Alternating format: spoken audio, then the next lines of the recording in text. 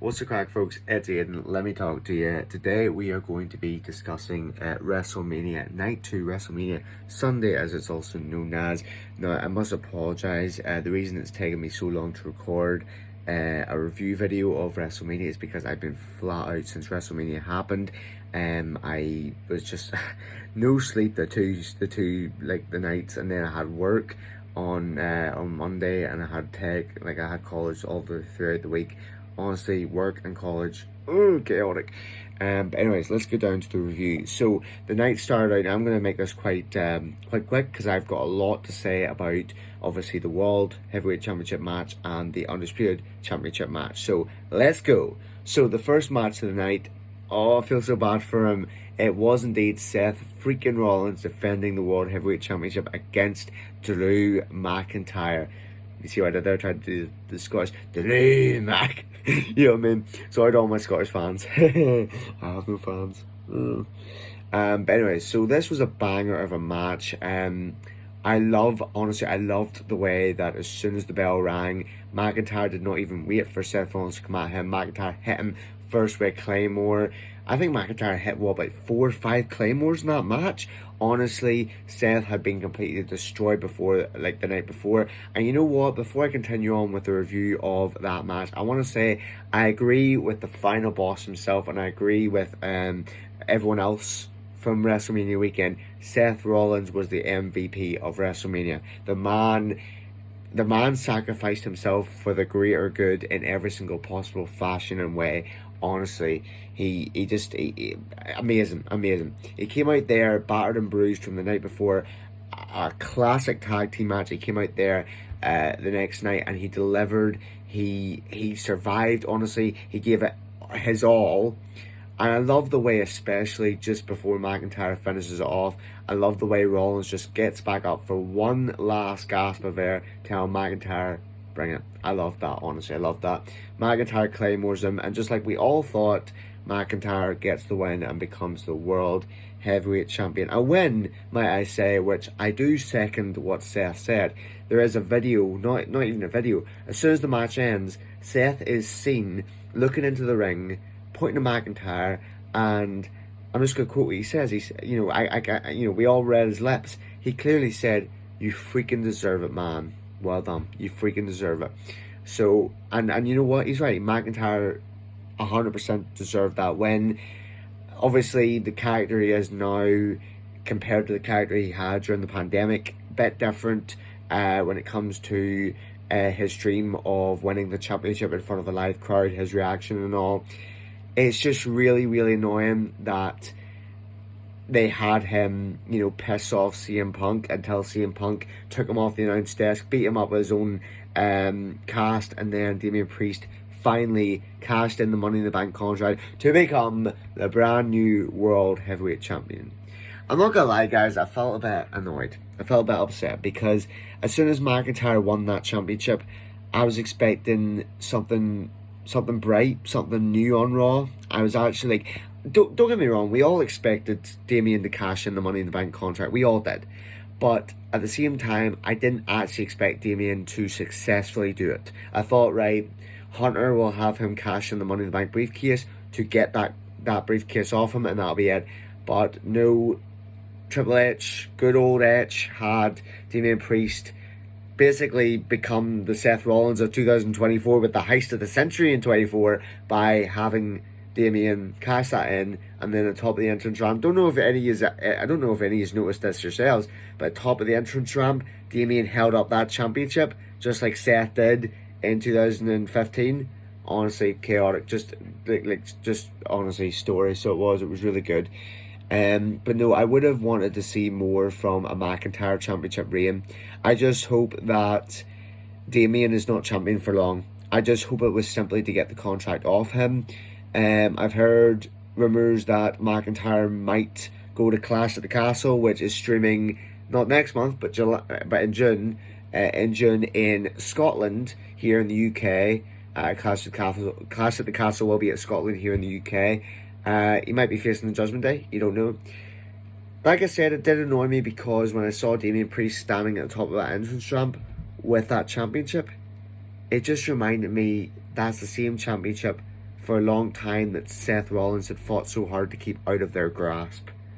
And so it just feels like all of Seth's hard work was undone by McIntyre because he took his eyes off the ball. But yes, Drew McIntyre definitely deserved that win. He definitely did. So let's go on to the Pride versus the Final Testament in a 6-man tag team Philadelphia street fight. I'm going to be honest with you, like many people will be honest with you in saying this. None of us really expected much from this match. It's not really a WrestleMania kind of worthy match. It literally was a match that was put on the card at the last second. In my defense, in my opinion, should I say, it was too short. I don't think it had the right winners. Like, don't get me wrong, after weeks and weeks and weeks of getting battered and bruised by the Final Testament, Bobby Lashley and the Street Profits came out of this fired up, and they came out of this with the win. You had Bubba Ray Dudley, which was good out there, considering it was the city of ECW, as well as Snoop Dogg and commentary, which was hilarious. You know, I still think the wrong people won here, and I still think that it was too short of a match. I think the wrong people won because, in my opinion, Karrion Kross, when he came back to the WWE, when Hunter brought him back, he's felt more like an intimidating threat. He's felt more like an intimidating presence, like someone who actually can't be messed with.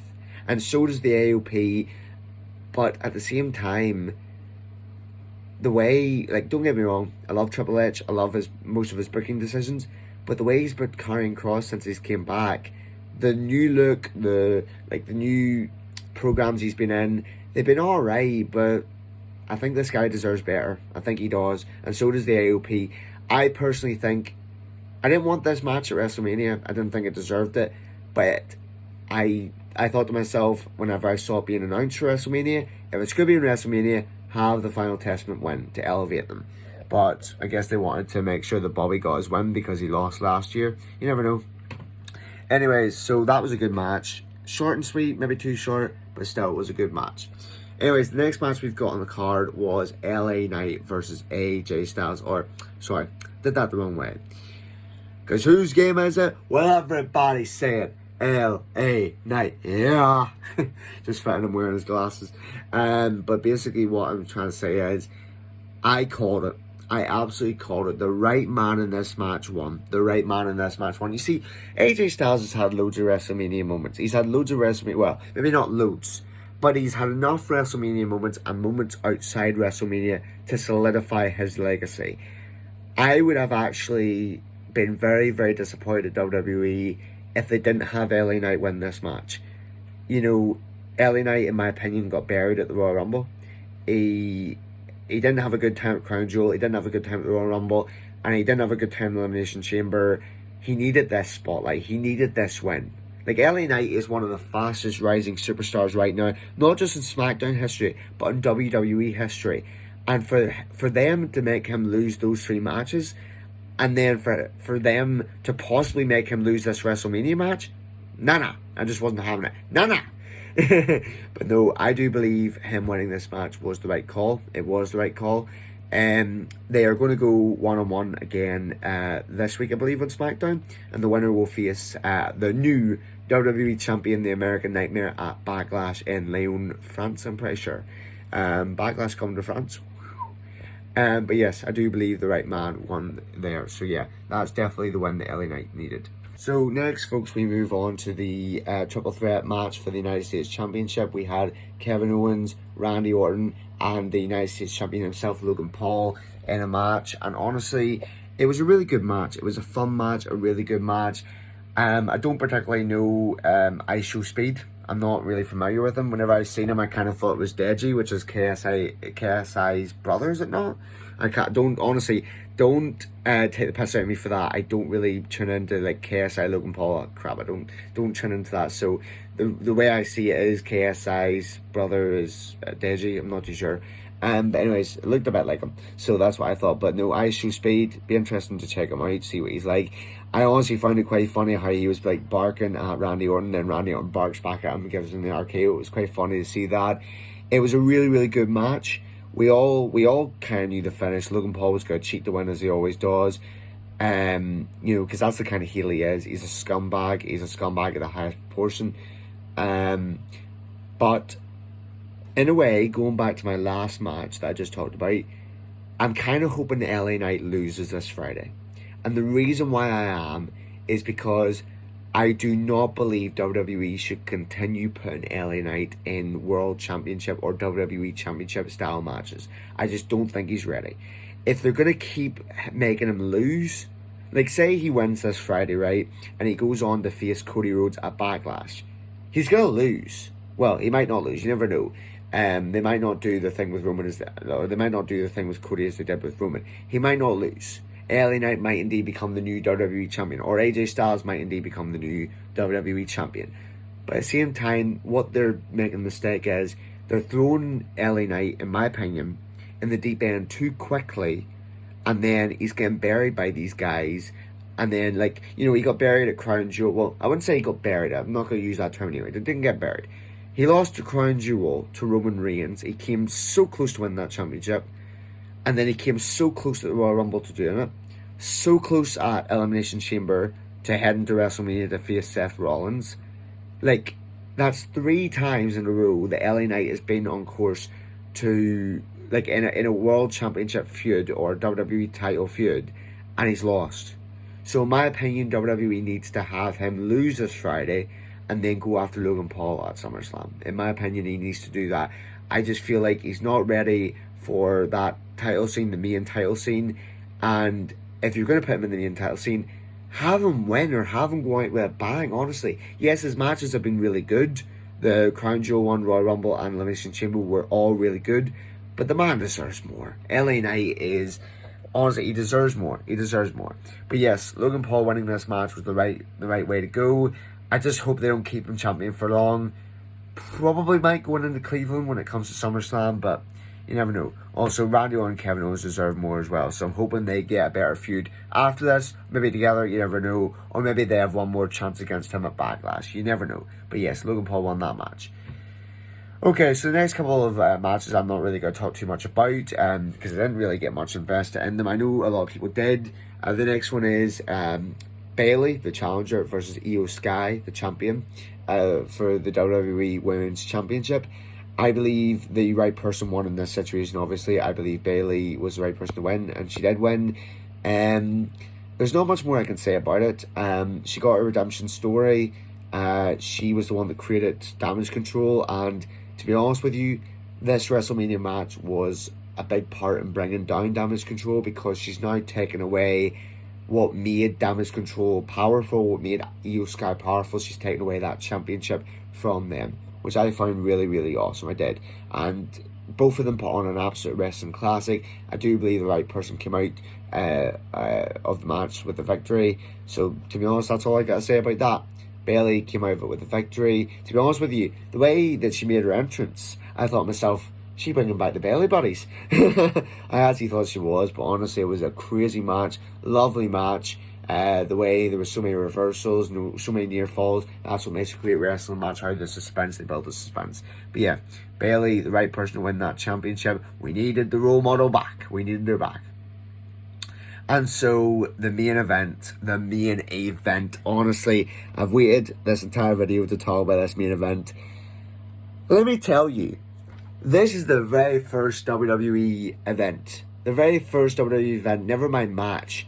The very first WWE event I've ever shed a tear at. Except for maybe John Cena winning the 17, or not 17, oh my head's away. Maybe the 16th championship reign. But this main event, the ending of it made me cry. It did. And I'm pretty sure it made a lot of you cry. Because this main event was indeed what we had all thought it would be all this time. An Avengers Endgame style match. Now, to be fair with you, kind of hoping they would do something more with the whole bloodline rules stipulation. The fact that it was meant to be bloodline rules and the fact that you had Roman Reigns only go out there, it kind of just felt like to me it was just another one of Roman Reigns' matches, only this time the bloodline would come out and not be disqualified because it was bloodline rules.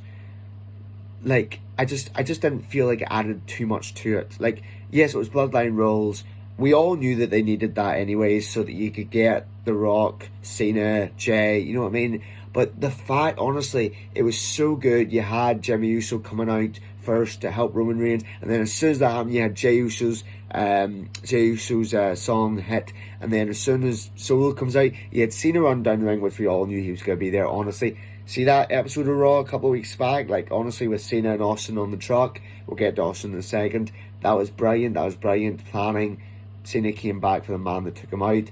And then, honestly, it was so good. Honestly, I was so buzzing. As soon as Cena put Solo through that table, if you smell, and then The Rock came out, and I was just like, oh shit, things are about to go down, because you got Cena, and he's just like, oh, like you could see the shock in his face, knowing that an ancient rival of his, well, I'm not gonna say ancient, but an old rival of his has now come back, like a ghost from his past, as Michael Cole said that night. A ghost from his past had come back. You should see the way that his eyes are just connected on The Rock, even as he enters the ring. And they just had that stare down.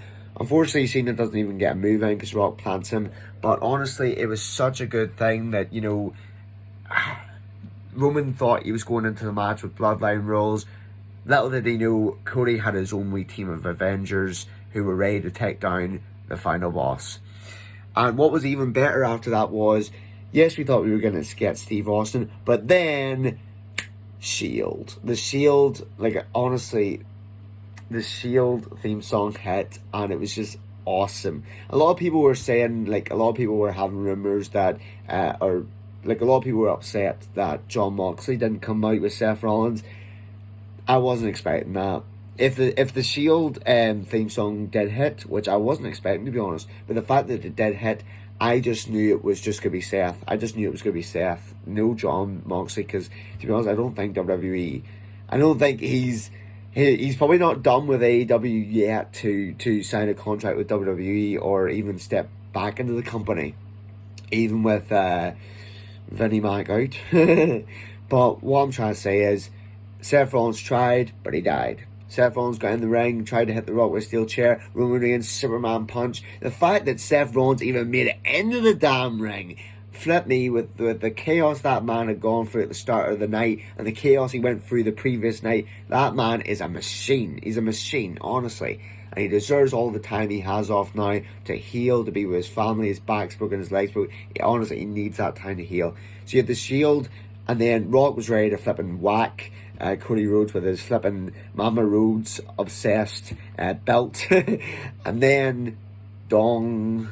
Honestly, it was hilarious. It was not hilarious, it was amazing to hear that dong. The Undertaker came out all pissed off looking, honestly. And to be honest with you, they never said this. I don't believe they did. In my opinion, the Undertaker coming out and the fact that you could actually hear The Rock saying something about the final boss just before, like, he turns around and sees the Undertaker, it's almost to say WWE was trying to show The Rock and show the viewers, Rock, you're not the final boss. This guy is. This guy's the final boss of WWE. So the Undertaker chokeslams him. Not the greatest chokeslam, but come on, we gotta give it to the Undertaker. He's literally, 58? You know, he's not in his prime anymore. But honestly, it was amazing to see the Undertaker. Amazing to see he could still do something good like that. Honestly, it was classic. It was brilliant. The Undertaker, many people were shocked to see him because we thought we were getting Austin. I'll get to that in a second after I get through this match. But honestly, Undertaker replaced by Austin replaced by Undertaker makes a lot of sense. Undertaker's another one of The Rock's biggest rivals, so it made sense. Anyway, so Undertaker leaves the ring, and what happens next is you got Cody Rhodes standing up, Seth Rollins also standing up, Roman Reigns gets the chair, and I love the storytelling that WWE was using here. They were telling a great story here. Roman Reigns had Cody Rhodes. He had him. And just like Paul Heyman said, he had Cody Rhodes right when he wanted him. What did Roman Reigns do? He put the chair in Seth's back. And you know what?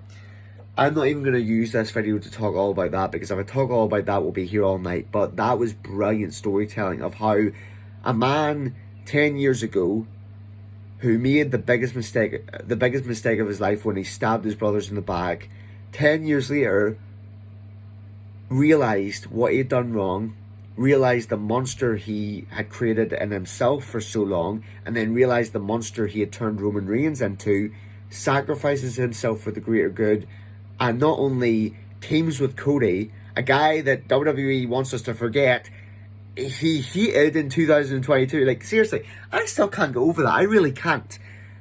Seth and Cody acted like they bloody hated each other in 2022. Whether it was acting or whether it was true, I don't know.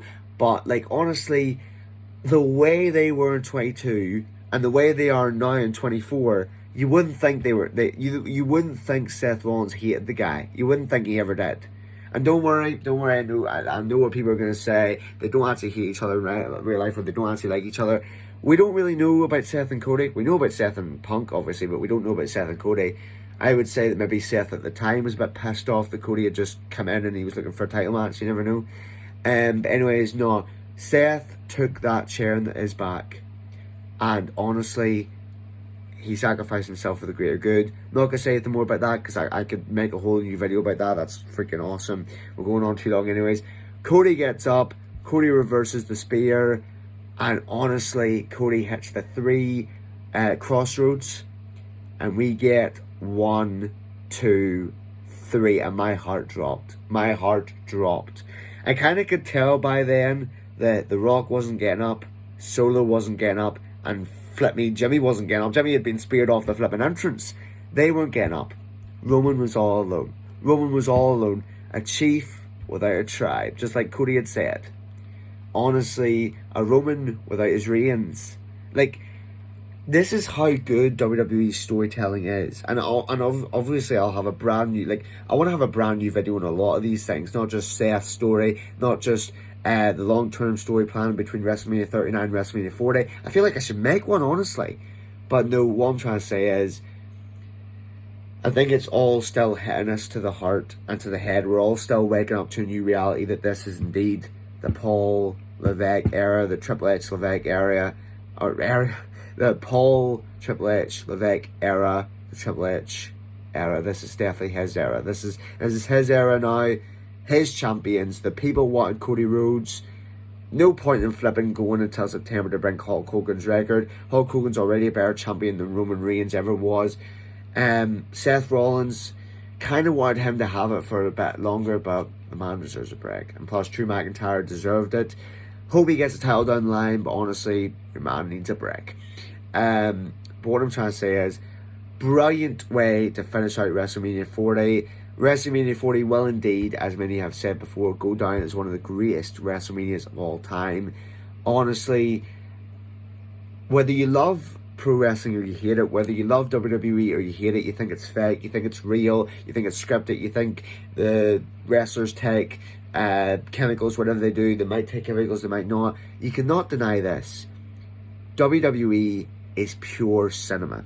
Pro wrestling, as Michael Cole said, I love pro wrestling. Pro wrestling is cinema. It is cinema. And I loved the storytelling that went into this main event. This main event was the culmination of a whole year of Cody Rhodes building himself back up, proving to the likes of Brock Lesnar. I know Brock Lesnar wasn't in this match, but proving to the likes of John Cena, LA Knight, Sami Zayn, Kevin Owens, Jey Uso, Seth Rollins, all these guys, proving to them he was the one to take down Roman Reigns. And we all thought, oh, Seth's going to betray Cody. No. Seth Rollins, you see, there was times where I thought he was going to. There was times where I genuinely thought he was going to.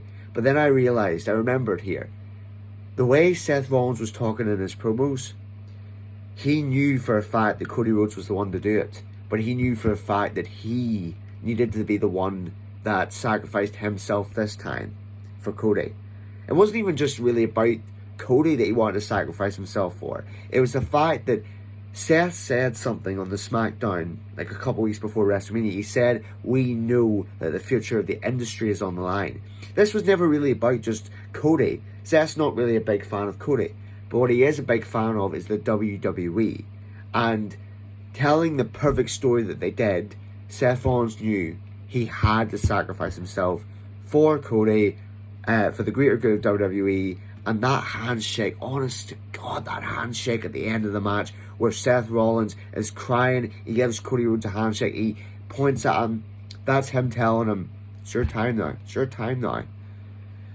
You freaking deserve it. Anyways, ladies and gentlemen, that is the end of my review for WrestleMania 40, the greatest WrestleMania of all time, in my opinion, and to be honest, in all truth, greatest WrestleMania of all time. The whole thing with Stone Cold Steve Austin, I'm going to make this quick.